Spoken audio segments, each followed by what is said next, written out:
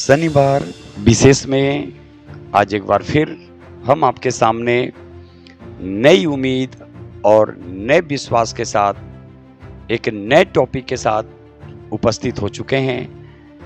हम आशुतोष पाठक।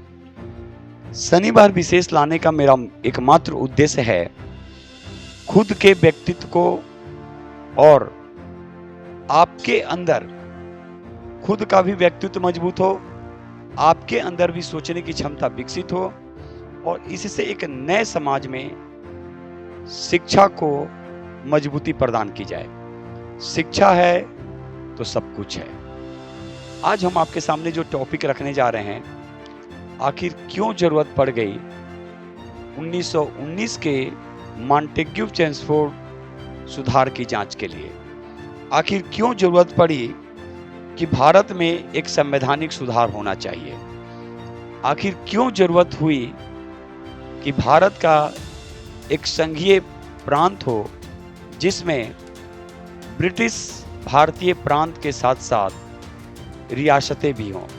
आखिर क्यों ऐसी जरूरत हुई कि कहा गया कि बर्मा को भारत से अलग कर दिया जाए। आज हम बात कर रहे हैं साइमन कमीशन। साइमन कमीशन जिसकी नियुक्ति नवंबर 1927 ईस्वी में किया गया था। साइमन कमीशन की नियुक्ति का मुख्य उद्देश्य था 1919 के मॉन्टेग्यू चेम्सफोर्ड सुधार अधिनियम की जांच के लिए तथा भारत में संवैधानिक सुधारों को आगे बढ़ाने के लिए। केवल नाम का संवैधानिक सुधार, याद रखेगा। इसीलिए साइमन कमीशन को भारतीय वैधानिक आयोग भी कहा गया है। फिर से सुनेंगे, साइमन कमीशन को भारतीय वैधानिक आयोग के नाम से भी जाना जाता है। इसमें कुल 7 ब्रिटिश सांसदों को शामिल किया गया था, यानी इसमें एक भी भारतीय सदस्य शामिल नहीं थे। भारतीयों को शामिल नहीं करने का जो प्रस्ताव जो था वो तत्कालिक वायसराय लॉर्ड इरविन का था, जिसके कारण से भारतीयों के अंदर आक्रोश की स्थिति उत्पन्न हो गई और भारतीयों ने साइमन कमीशन के विरोध का प्रस्ताव जो था वो 1927 में जो मद्रास में भारतीय राष्ट्रीय कांग्रेस के अधिवेशन की जो बैठक होती है उसी में प्रस्ताव प्रस्तुत कर दिया जाता है। जैसे ही साइमन कमीशन 3 फरवरी 1928 ईस्वी को बंबई आता है, साइमन कमीशन का विरोध किया जाता है। पूरे भारत में साइमन कमीशन का विरोध इस तरह होता है कि एक नारा दिया जाता है, साइमन कमीशन वापस जाओ। कारण क्या रहा? उसमें सभी के सभी यूरोपियन थे, सभी के सभी इसमें ब्रिटिश सांसद थे, एक भी भारतीय सदस्य नहीं थे। उस समय ब्रिटेन यानी इंग्लैंड का प्रधानमंत्री कंजर्वेटिव पार्टी से था जिसका नाम था बाल्डविन।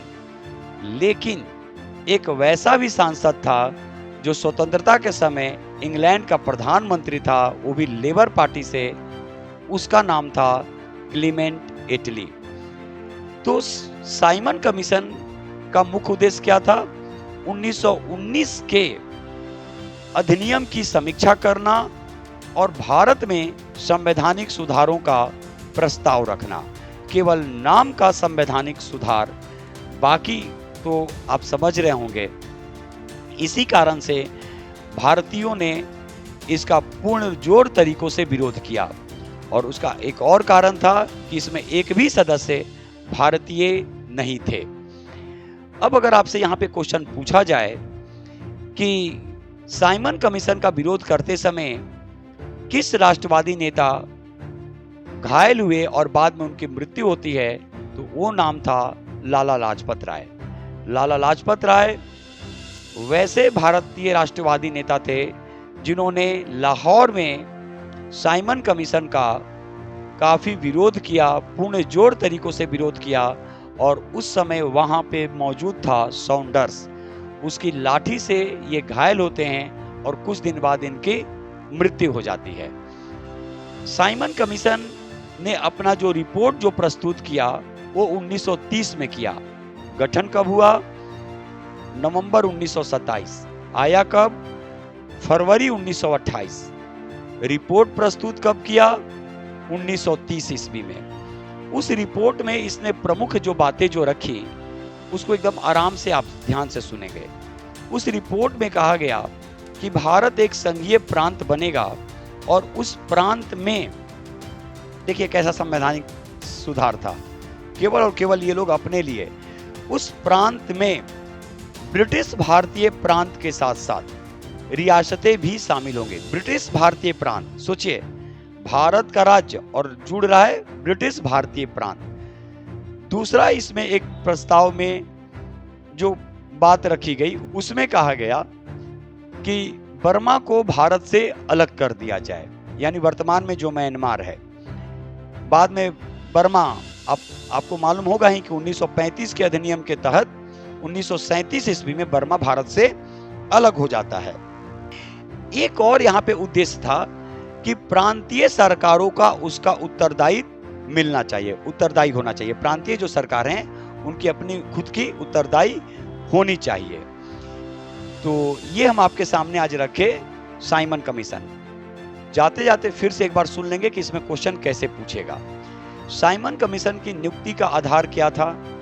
तो 1919 के भारतीय अधिनियम यानी मॉन्टेग्यू चेम्सफोर्ड सुधार अधिनियम की जांच करना और भारत में संवैधानिक सुधारों के लिए प्रस्ताव रखना। साइमन कमीशन का गठन नवंबर 1927 ईस्वी में हुआ। उस समय ब्रिटेन के प्रधानमंत्री बॉल्डविन थे जो कंजर्वेटिव पार्टी से संबंध रखते थे।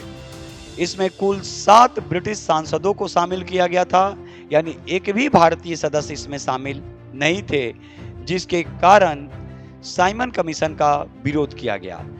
साइमन कमीशन ने अपना रिपोर्ट जो था वो 1930 ईस्वी में प्रस्तुत किया था। उस समय भारत का जो वायसराय जो था लॉर्ड इरविन था। तो आज शनिवार विशेष में हम आपके सामने रखे साइमन कमीशन। ये सेशन आपको कैसा लग रहा है आप जरूर कमेंट्स करेंगे। हमें भी सीखना है, आपको भी सीखना है, और तभी हमारा समाज आगे बढ़ेगा। जय हिंद, जय भारत, भारत माता की जय।